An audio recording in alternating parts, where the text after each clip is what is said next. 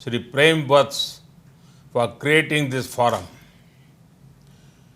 It is good to see so many investors and businesses of Canada here.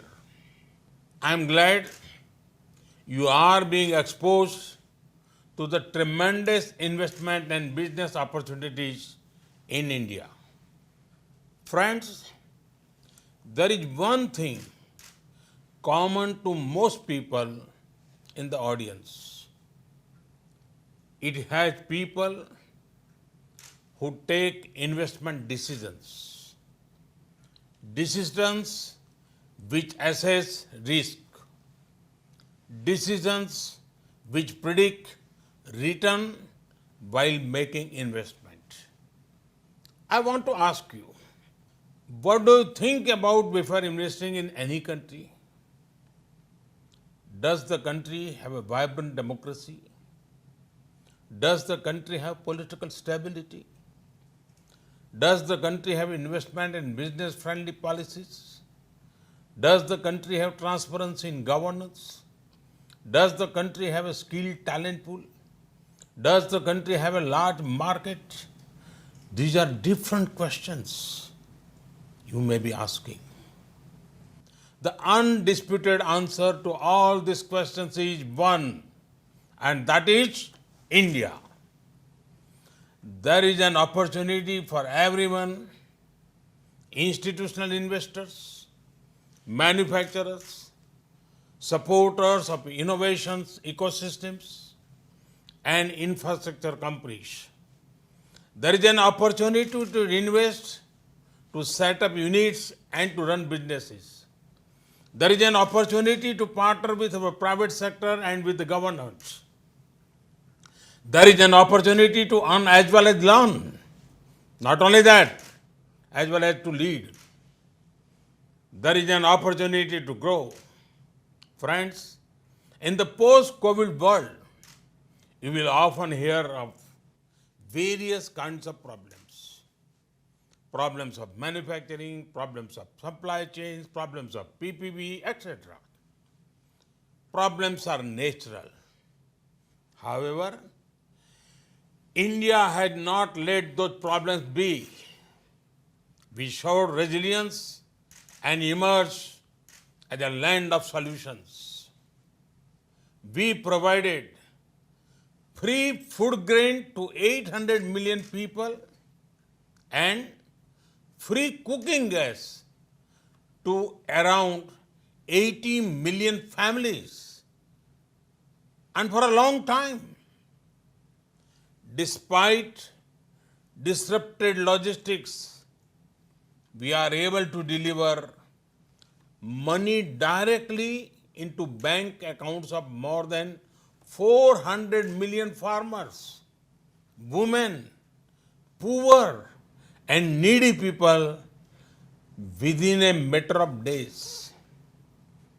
This shows the strength of governance structure and systems that we have built over the last few years. Friends, India is playing the role of the pharmacy to the world. We have provided medicine to around 150 countries so far during this pandemic. During March, June of this year, our agriculture export rose by 23%.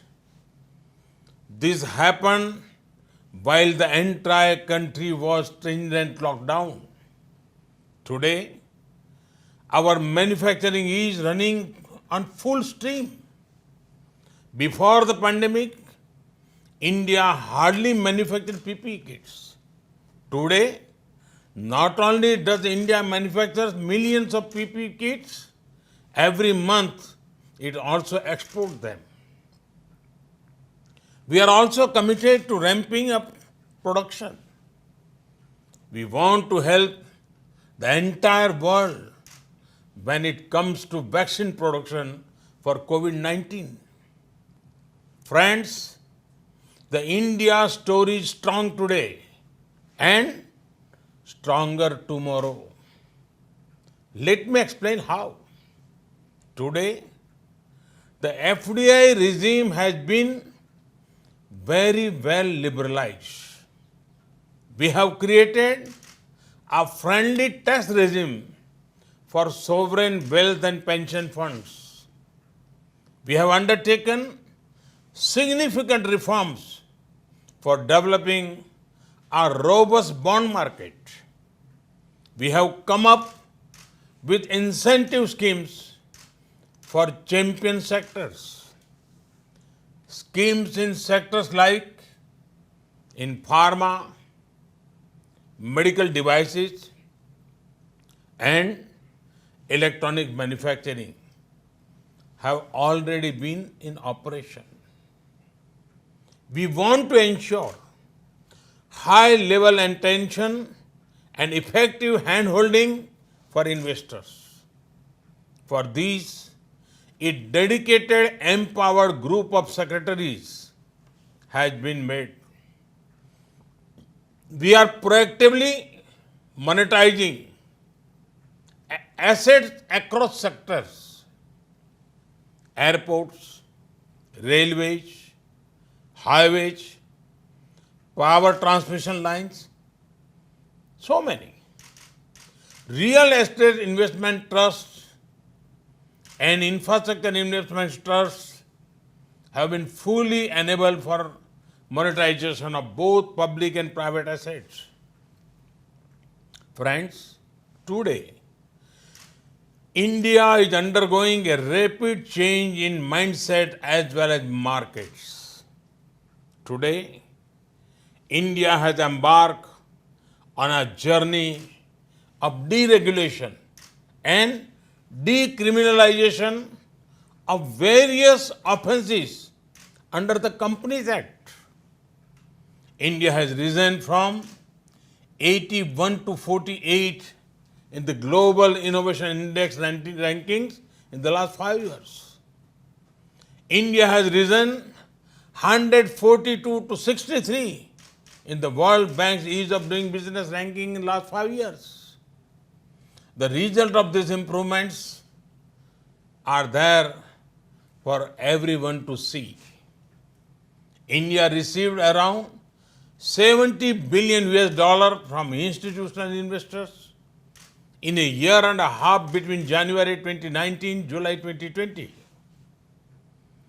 This is almost equal to that received in 4 years between 2013 and 2017. The continuing confidence of global investor community in India is seen by the fact that FDI into India went up by 20% in 2019. And this when global FDI inflows fell by 1%. India has already received over 20 billion US dollars during the first 6 months of this year from across the globe. This is also the time when COVID-19 has been at peak globally. The International Financial Services Center at GIFT City is one of our major initiatives. Investors could utilize it as a preferred platform to transact globally. We have recently set up a full empowered unified regulator for it. Friends, India has adopted a unique approach posed by the COVID-19 pandemic. We have given relief and stimulus package for the poor and the small businesses.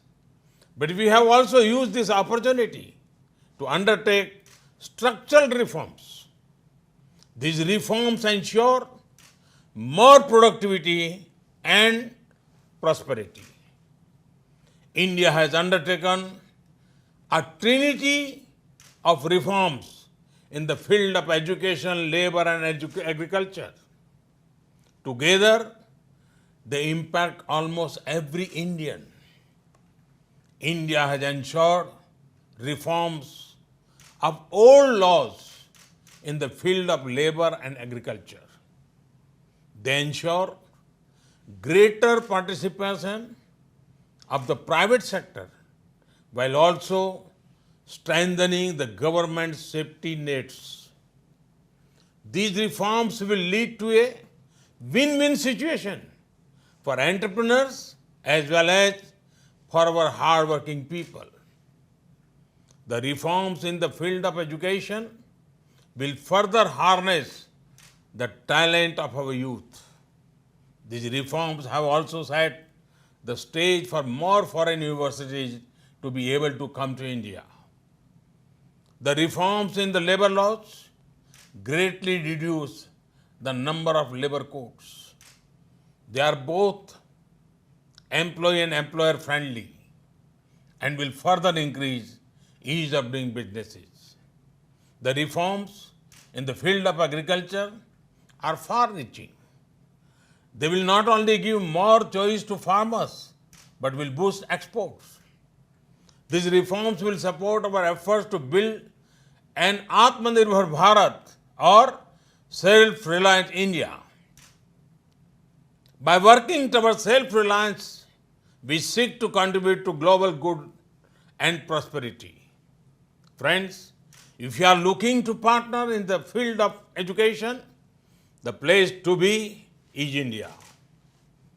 If you are looking to invest in manufacturing or services, the place to be is India.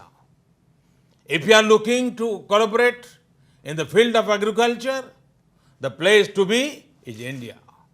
Friends, India-Canada bilateral ties are driven by our shared democratic values and many common interests. The trade and investment linkages between us are integral to our multifaceted relationship.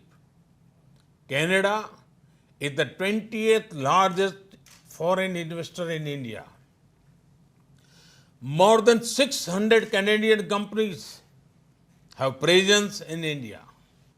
I am told that Canadian pension funds have pledged around $50 billion as investment in India till now. Our relationship is perhaps far stronger than what the number suggests. But that also means together we can achieve much more. Canada is home to some of the largest and most experienced infrastructure investors. Canadian pension funds were the first ones to start investing directly in India. Many of them have already discovered great opportunities in a range of areas like highways, airports, logistics, telecom, and real estate. They are looking at expanding their presence and finding new areas to invest. Mature Canadian investors who have been in India for many years now can be our best brand ambassadors.